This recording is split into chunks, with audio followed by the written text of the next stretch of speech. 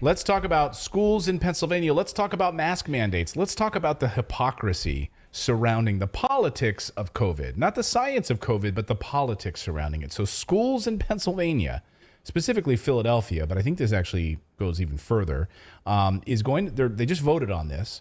They're starting the school year.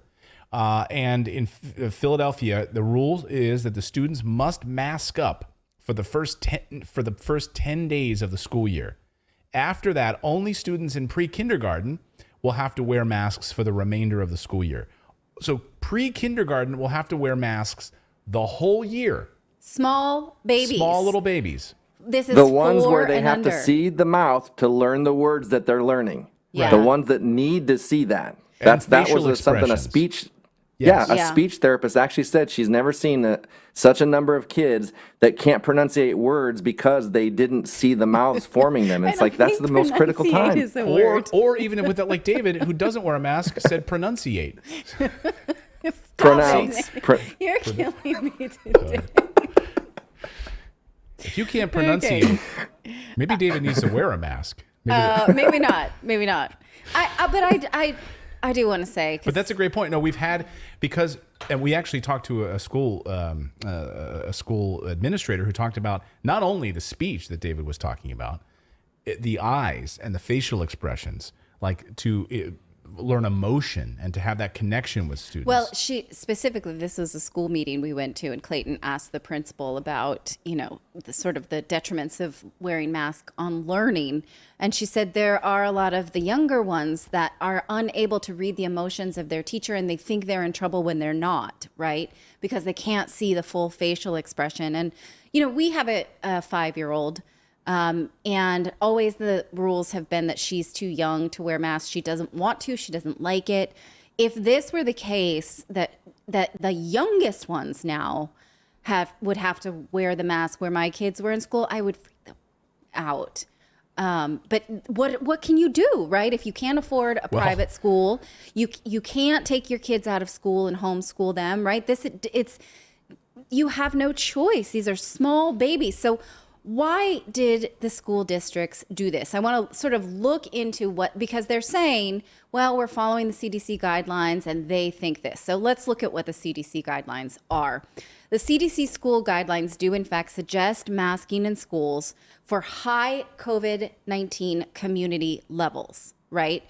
They're saying indoor masking in schools in high community levels.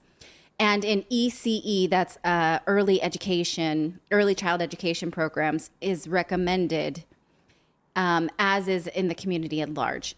But then, if you go to the CDC website and you search for Philadelphia County, it's not at a high community level. As of this afternoon, the CDC calls Philadelphia County a medium level of COVID. So in fact, the Philadelphia school guidance says that pre-K students have to mask year-round. Here, let me pull this up on the screen because we have a full screen, but I think we missed it here. If you want to take mine here, Philip, I think you skipped over it. There we go. So they're at Philadelphia County medium level for risk right now. So again, why? And the CDC further says that people in a medium level community may choose to wear masks, right? But little babies may not choose. They must wear a mask, according to Philadelphia. In fact, the Philadelphia school guidance, according to the school district website, says that pre-K students have to wear a mask year-round. It says that students and staff at pre-K programs must wear masks at all times, regardless of the community level. So that's not following the CDC. So they're saying no matter what happens this year, COVID could be nil, but our decision is that the smallest babies need to wear masks. So I was super interested to see what is the school district basing this decision off of. So I went to the website, and if you look here at this Philadelphia masking policy, this movie here, yes. So this is what it says here. It says masking then may become optional. And it says based on this, here are the highlights. You click the page, you get an error, right? So when it says masking may then become optional under specific circumstances, Our general COVID-19 protocols for the school year 2022 to 2023 can be found here. If you click here, you get a 404. So they don't even have science to back this up right now. So, yeah, just take my screen here. So this is the 404 screen when you go there. I mean, you literally go and you click on it. Here, you want more information about it? Yeah, 404. This is our general... Please trust the process. Please trust the process. We're working on it to make it a better experience for you. This is such bullshit. So that's Well, and helpful. it's like- Thanks. And the thing is, like, we have so much data now that's the least vulnerable part of the population. Yes. It's like, why are you masking the least vulnerable? Someone in our chat just says Redacted is a cult.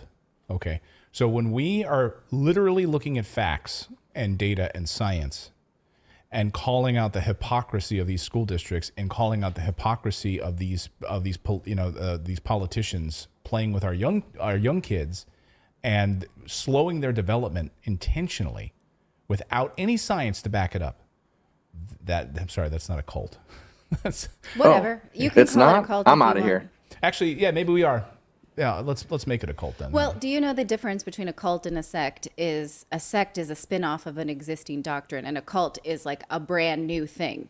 So our new thing, this cult that we have set up, right, is just asking relevant questions. Yeah, we question everything. So, that's our okay, cult. that's the cult. Fine. That's the Redacted cult. Welcome to the Redacted cult. Let's get back to the subject at Nice. hand. Now, the CDC recommends masks as a choice, not as a requirement for Philadelphia.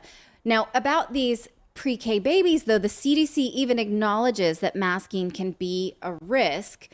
This is from the CDC's website. It says, because mask use is not recommended for children under 2, may be difficult for very young children or for children with disabilities who cannot safely wear a mask. So these ECE programs and K through 12 schools must consider other prevention strategies, such as improving ventilation and avoiding crowding when the community level is medium or high or in response to an outbreak.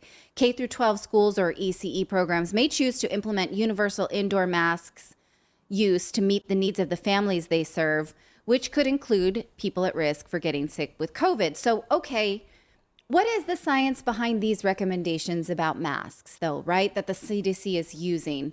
The CDC site does cite some science, but it is cherry picked. For instance, the section on masking as it pertains to children says, well, here's some studies. A study of 60 elementary schools said there were no cardiovascular effects.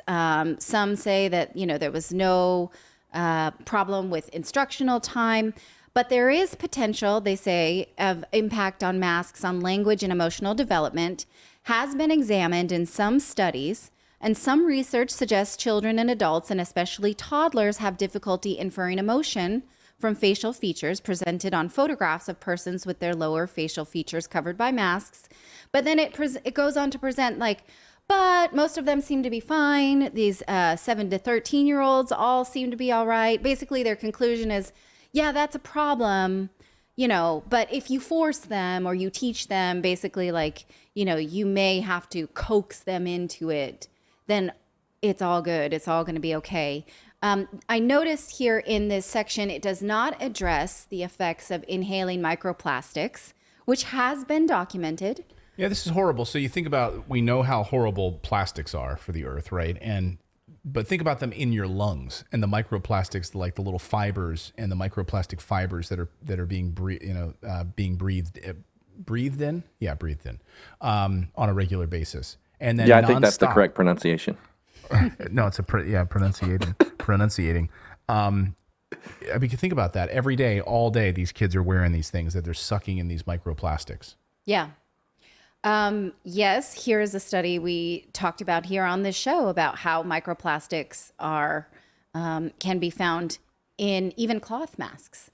They are less likely in N95 masks, but most of these cloth masks that we send these babies to school with, they've even found portions of the fibers on lung tissue.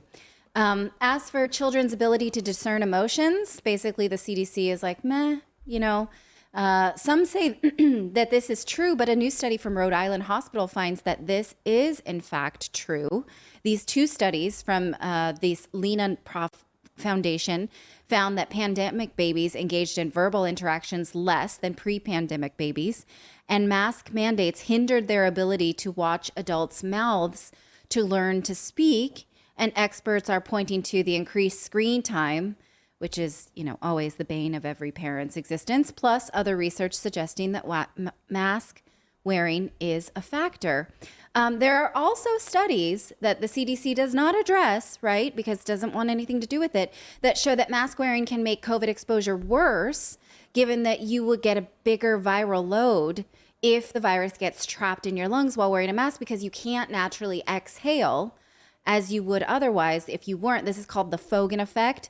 Now, this is a causality or a study, a correlation study, not a causation study, right? But they found that counties that had no mask mandates had a lower fatality rate than counties that did, even with the same number of outbreaks, because they thought, what they think is that the virus then will just be trapped in the mask with you, right? So these are disparate studies. We're showing you the ones the CDC that picks that says masks equal good. There are also some that the CDC doesn't address that would indicate masks equal bad, right? So we have to balance this information, but the pre-K children have not been shown to be at high risk for COVID. That's never been the case. So, it's no wonder that so many kids just don't want to be at the mercy of school districts and are just not enrolling in public schools. Well, and this is the other big piece of the story, right? Not every family has the choice to be able to bring their children home. But this study came out today, and to me, it follows in the footsteps of these masking rules, which is that nearly 2 million fewer students have enrolled in public school. Look at this. This is an unbelievable study about how the pandemic has changed the way children are taught, with more families opting for less traditional forms of schooling. 2 million just saying, we're done. We're done with the schooling process right now. Yeah. We're tired of this. I mean, I don't know what I would do, if this came out and they said my 4-year-old had to wear a mask, I would freak out. And, I guess I would just either homeschool or... I would. I mean, we would. What else are you going to do? Because I don't want you saw the revolt in Italy, right? Yeah. In ridiculous heat. And these still had these mask mandates for these children. They're in these schools that don't have air conditioning and they're sweating. Yeah. And they're wearing these masks on top of it, and you can't breathe, and it's just miserable. So again, in tomorrow's newsletter, we're gonna have a deeper dive on how COVID has really dramatically affected kids. So you want to subscribe to our newsletter. In our school that our children go to, the oldest children had to wear the mask the longest. The babies never did. Yeah. It was always a choice, and so to keep this on the smallest ones, I don't understand it. Related to this story is that the CDC knows that they have a public relations problem. They were basically absent for the first 5 months of the pandemic. They kind of sat it out, let Fauci do all the talking. Now the CDC is saying, hey, we really feel like we're going to rebrand ourselves. CDC Director Rochelle Walensky today saying she wants to improve how the agency shares information, develops public health guidance, and communicates with the American public. What that means, I don't exactly know, but they're just saying we're gonna get a makeover, right? We're just basically, her statement today said, for 75 years, the CDC and public health have been preparing for COVID-19, and in our big moment, our performance did not reliably meet expectation. So that was her statement, or rather her understatement. Yeah, I mean, and then you have these guidelines, like the CDC updating their guidelines. Let's put this up on the screen. Those exposed to the virus no longer required to quarantine. Unvaccinated people now have the same guidance as vaccinated people. Students can stay in class after being exposed to the virus. It's no longer recommended to screen those without symptoms. I mean, all of this. So I have a question. Major changes. Can we have our YouTube suspensions removed then, please? Because those are no longer valid. Right. Yeah. I mean, think about how many people got silenced on social media, on video platforms. Think how many doctors. Look at the were doctors' kicked off. Yeah. reputations. Yeah, unbelievable. I mean, you're actually starting to see a switch now, because even like Dr. Peter McCullough was asked today, and I actually saw it, it was on social. He was asked whether or not, what is the plan here? And Dr. Fauci came out and said, really, I think by getting vaccines every 6 months, boosters every 6 months is going to be the answer going forward. And Dr. McCullough predicted this. He predicted it ahead of this. And he said, what they're going to want is us to do this every 6 months to get a jab. That's going to be from here on out. And we saw record profits. I saw the new record profits from Pfizer and Moderna for just vaccine sales alone. It was like $36 billion on just vaccine sales just for the pandemic.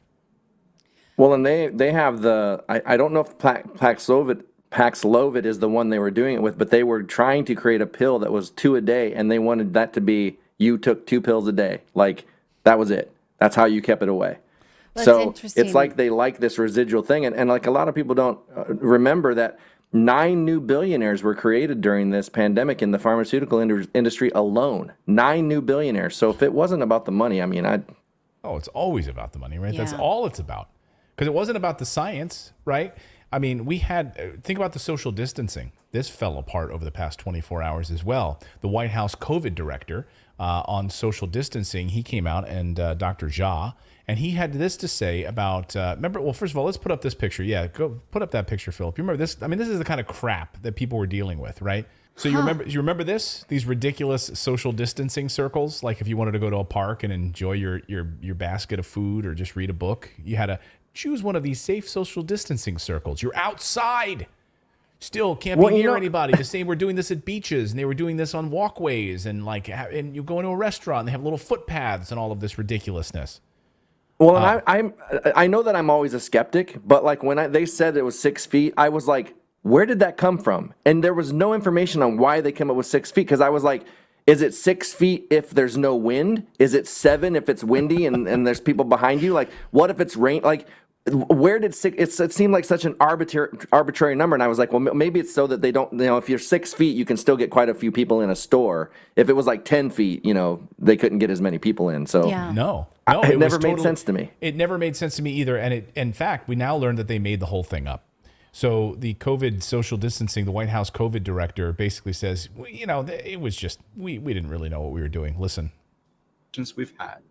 Tells us that there's a really new way of thinking about who is going to get infected. We used to spend a lot of time talking about 6 feet of distance, 15 minutes of being together. We realize that's actually not the right way to think about this. That's not the kind of the most accurate way to think about this. What we know about this virus, particularly these very contagious subvariants that are out there right now, is it's really about the quality of air you're breathing around you. In a crowded indoor space with poor ventilation, you can get infected within minutes.